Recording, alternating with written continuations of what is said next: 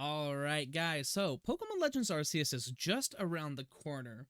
So I wanted to go through all the available information that the Pokemon Company has provided to us and just kind of condense them all into a couple videos. You should have seen in a previous video, I went over all the pre-order stuff, or rather the early purchase stuff, such as the Darkrai, all the sets, the Shaman stuff. So if you haven't watched that video, go ahead and check it out. The link for that will be in the description. But in this video, I wanted to just touch base on the story of the game and what they have released so far. So if you want to go into these games not knowing a single thing, go ahead and click off this video. But if you don't mind, like myself, the official stuff that has been released, then keep watching. I don't like going over leaks for new games, but anything that is provided to us from the company itself, I consider fair game. So let's check out what the website has here. So discover the Hisui region, Jubilife Village, and the characters of Pokemon Legends Arceus. The natural majesty of the Hisui region. Your adventure is set in the expansive natural majesty of the Hisui region, in an age long ago when it was rare for people and Pokemon to live in close harmony. In time, this land of Hisui will come to be called Sinnoh, a region you may know well. Oh, jeez, don't know, I have spent thousands of hours in Sinnoh. Mount Coronet rises from the center of the Hisui region, surrounded on all sides by areas with distinct environments. Each area is rich in its own natural features and plays host to different Pokemon ecosystems. One such area is the Obsidian Fieldlands, which is resplendent with gorgeous flowers and a verdant vegetation. What's more, it appears to teem with Pokemon that favor meadows instead of forests, or meadows and forests. And then looking at some of the photos here, you got, Bidoof, you have Wurmple, then you have Piloswine, and you have Swinub. I don't think there's anything else in the photo unless you zoom in. And then here you got like Braviary, Electivire, another Bidoof, the three starters, Munchlax. Your base of operations, Jubilife Village.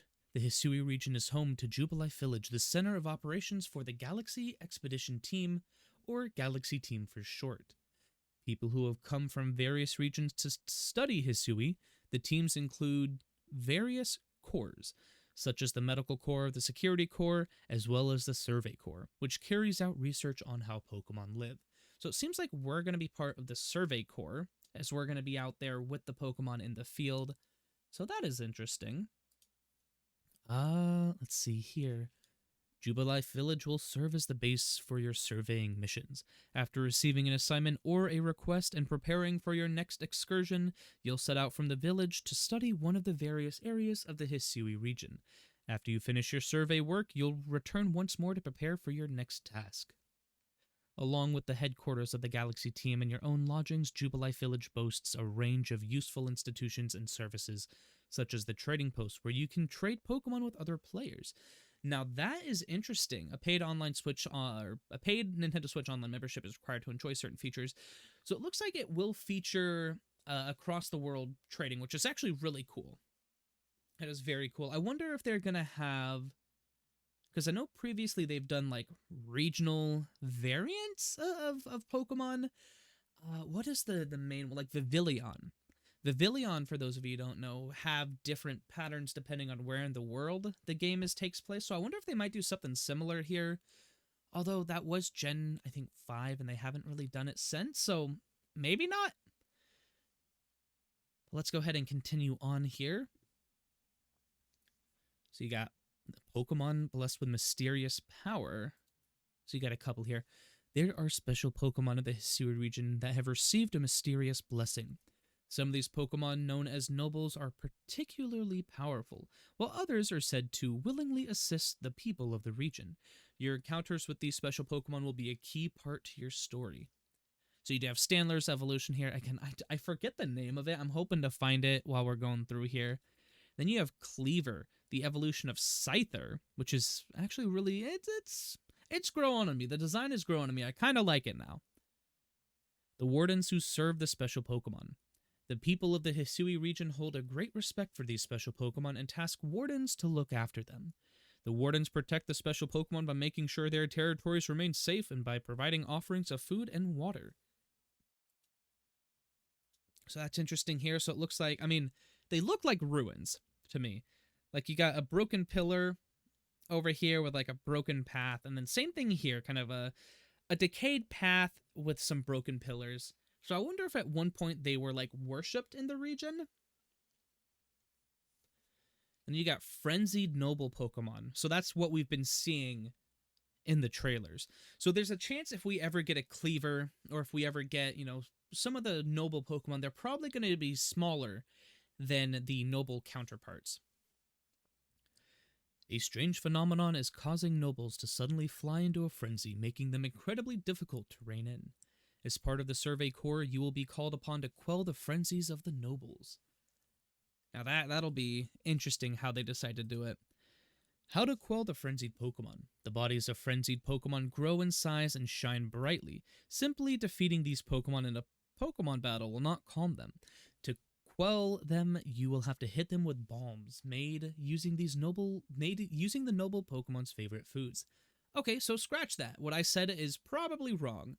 So it's not the fact that they're noble, but more so the frenzy that causes them to grow in size. But I still wonder if the nobles will be different in some way. Dodge attacks and throw bombs. It won't be easy to hit a rampaging noble with bombs. They will relentlessly unleash powerful attacks at you.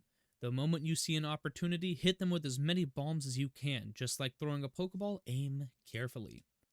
Now this is a feature that I'm really excited for, because you've never seen anything like it. Well, I guess the closest thing I can think of is like in Pokemon Snap, when you're throwing the apples and everything. But this one, I mean, you're just like arm cannon, chuck, just here, take this, take this.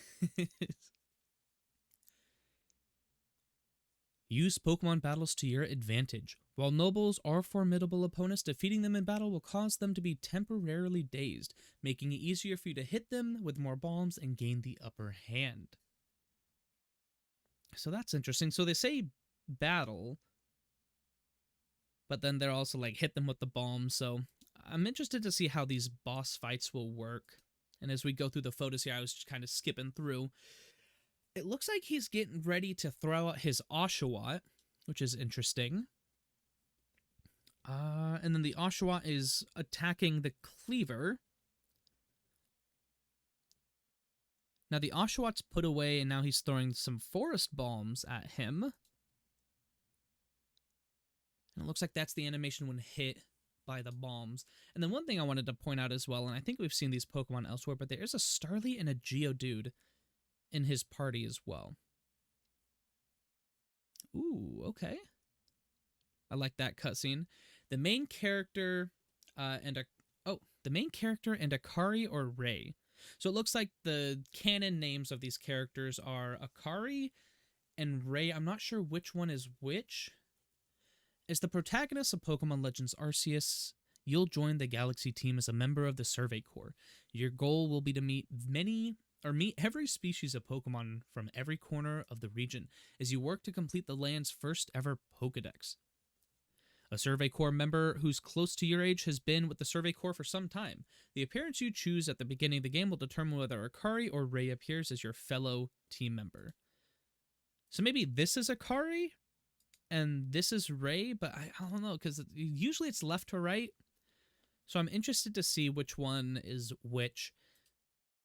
But let me know in the comments down below, who are you going to be choosing? Are you going to be choosing the male protagonist or the female protagonist? I'm sure if you've watched my channel for some time now, you all know that I always choose the female protagonist. So that's who I'm going to be going with. But let me know in the comments down below, who will you be going with? Then you got Professor Leventon? That's how I'm going to pronounce it. Professor Leventon. As a member of the Galaxy Team Survey Corps, Professor Leventon conducts research into Pokemon's modes of life. He aims to create a complete Pokedex. Interesting. Then you have Commander Kamado. Interesting name. Okay, he looks powerful too. Like, I mean, if we look at the design, he's, standard professor, kind of well-dressed with his lab coat, as well as a knit cap this time around. But then you get Commander Kamado, who's just wearing like an awesome. Would this be considered a yukata or a kimono?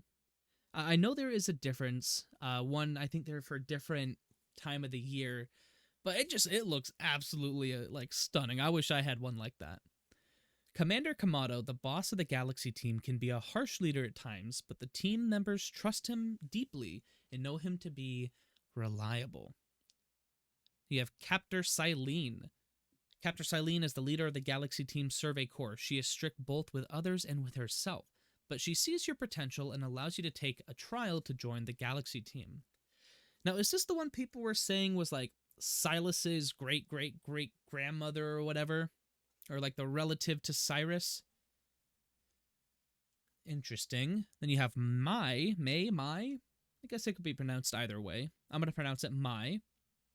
Mai is in charge of caring for the special Wordeer that can be found in the Obsidian Fieldlands. That's the name. That's the name I was looking for. Weirdeer. Weirdeer? Weirder? That can be found in the Obsidian Fieldlands. She and her partner, Munchlax, grow up together as if they were siblings. So they make it sound like she is maybe like another kind of rival. So maybe Snorlax isn't a Pokemon that can be found in the main game. That'll be interesting, because they've done that before, such like in Sun and Moon, where one of your rivals carries Type Null through the game, but you can't get Type Null until later on. So that's just a thought. And then if you take a look at her pants here, it looks like, or just her clothing, you got some Standler kind of on her leg here, and that looks like Ursaring on her shoulder here, her right shoulder. So that's interesting. And you have Leon.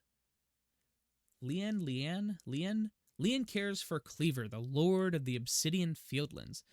Though young, he has been given the role of Warden because he has proven himself to be very talented. Now, I'm not noticing anything on his design that really stands out to me like I did with some of the other ones. But there's another character.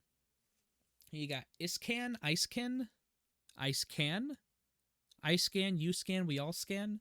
He lives by the sea and cares for a special Basque legion that makes its home in the area. He can be a bit easy to frighten and isn't too fond of ghost-type Pokemon. Well, I can't wait to bring my Zorua around him, see how he feels about that. And then same thing, nothing on his design really stands out to me, although I am noticing they are all wearing a bracelet of some kind. That is something to note. I mean, my initial thought was Mega Evolution Bracelet, but probably not. But that is interesting. Maybe... That is interesting. Okay. Arizu? That's how I'm going to say it. Arizu feels a great deal of responsibility as a warden, and because of this, she tends to try and solve problems all by herself. She is tasked with the care of a certain lady Pokemon. See, now this is interesting, because all other three have been introduced. Like, they take care of the Weirdeer, she takes care of the Weirdeer, he takes care of the Cleaver, and then he takes care of the Basque Legion. But the fourth, and I'm assuming maybe final, Warden Pokemon hasn't been introduced yet, but it's a certain lady Pokemon. So that kind of makes me speculate. I mean, they're all new. So is Jinx getting an evolution? I think that would be super cool. I'm trying to think of like lady Pokemon. And Jinx was the first one that jumped to my head who could possibly be getting an evolution that probably should have had an evolution a long time ago. So that'll be interesting. Now we're getting into some new information here. I don't know how new it is. But the Diamond Clan and the Pearl Clan. The Hisui region isn't just home to the Galaxy team, which you'll join. Two other groups also live here, the Diamond Clan and the Pearl Clan. Both clans don clothing designed to resemble certain Pokemon, and pay both respects to special Pokemon they call lords and ladies, or collectively noble Pokemon. Both the Diamond Clan and the Pearl Clan have wardens who serve these special Pokemon. For example, the warden Arizu serves a certain lady Pokemon and is a member of the Diamond Clan. But Warden Leon, a warden serving Cleaver, the lord presiding over the Obsidian Fieldlands, is a member of the Pearl Clan. Now that is interesting. I'm curious to see how this will play out. Are they like two rival clans? Like, are they going to be butting heads? Are we going to have to sort them out? I'm interested to see. The young leaders in charge of Diamond and Pearl clans. Adaman, I like that name. Adaman serves as the leader of the Diamond clan and has Leafeon as his partner. The daring young man hates seeing time go to waste and likes to rush forward without worrying too much about particulars. This way of thinking puts him at odds with Irida, who leads the Pearl clan. So the two are frequently seen fighting. I really like his design. The first thing that stood out to me was his hair. I think it's just a really well-designed character, Adaman. Then you have Irida here. Irida serves as the leader of the Pearl clan, and her partner, Pokemon, is Glaceon. I like how they're giving some love to both Leafeon and Glaceon. I think they're probably the two evolutions that have gotten the least amount of love. Like, just looking through, I mean, you had the original three. Everyone knows the original three. And then you had Umbreon and Espeon, who are the starter Pokemon in Pokemon XD Gale of Darkness. And then Sylveon is just, like, in a league of its own. So I'm glad to see Leafeon and Glaceon getting some love. As a leader, she feels it is important to have the courage to face the vast Hisui region without quailing before it. Though she is suspicious of you when you first meet, she will come to trust you thanks to the help you provide in quelling the noble Pokemon. Interesting. So my initial thought there is, like, maybe they're going to be the bad guys, quote-unquote bad guys. Because if they're mentioning that she trusts you, but then up here mentions that they're, butting heads, I don't know, something to think about there. The Ginkgo Guild merchants ply their wares as they travel the region. So here, part of the Ginkgo, is that Ginkgo? Ginther is the head of the Ginkgo Guild. He might not look all that enthusiastic, but it's his strong leadership that keeps the guild together. He'll sell you rare items and special finds that he gets from various places. Now that's interesting, a traveling merchant in the game. Then you have Volo. Volo is one of Ginkgo's guild's merchants, is often to be found wandering the Hisui region. He has a tendency to cross paths with you no matter where you travel. He's got a boundless sense of curiosity and is always interested in unusual finds and unusual people. That's funny. My initial thought for that was, it sounds like the courier in Skyrim, or really any of the Elder Scrolls games. It's like, hey, I know you're up in the mountain, you just killed a frost troll, but here's your letter. Gotta go. Ties to the world of Pokemon Diamond and Pearl. While Pokemon Legends Arceus is set in a different age than the Diamond and Pearl games, it seems that there are some connections to be found between them. That is cool. I like when they do stuff like that. So Jubilife Village and Jubilife City.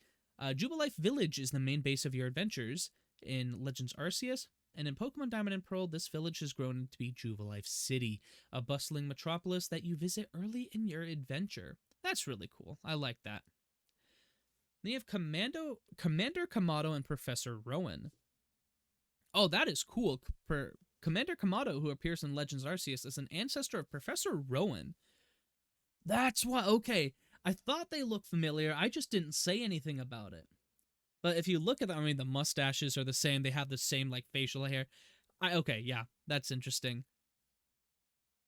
All right, guys. Well, I mean, that's basically the story we have so far. Again, I don't like getting into some spoilers, so that's everything that has been provided to us from the Pokemon Company and Nintendo, Game Freak, and all of that. But yeah, guys, if you did enjoy this video, let me know in the comments down below. Hit that like button if you haven't done so already, and I will see you all in the next video. Bye.